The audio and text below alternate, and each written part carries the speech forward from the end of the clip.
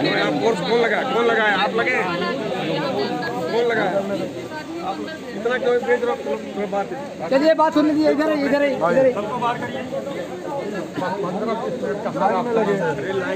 क्या हुआ है भैया, क्या हुआ है,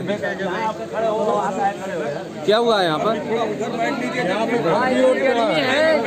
दो वोट फर्जी अभी अभी देखे गए हैं। आदमी आया है वोट डालने के लिए, उसका वोट पहले पड़ गया है और नए आधार कार्ड जिसके हैं उसके फर्जी आधार कार्ड लेके आ रहे हैं। उसको ये लोग सर्च नहीं कर रहे हैं ना उसकी जांच कर रहे हैं।